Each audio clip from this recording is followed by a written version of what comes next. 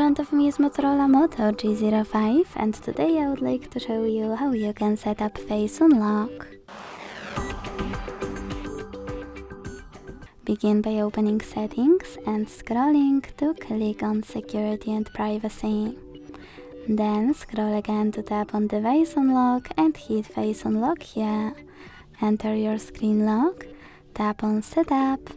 Hit setup again, keep your face in frame and follow all of the instructions from your screen.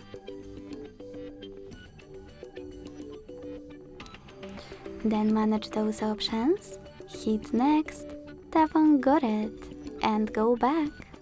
So when I switch off my screen and turn it back on, I can see that face unlock is working properly. Thanks so much for watching. If you enjoyed this video, leave a like, comment and subscribe. Bye!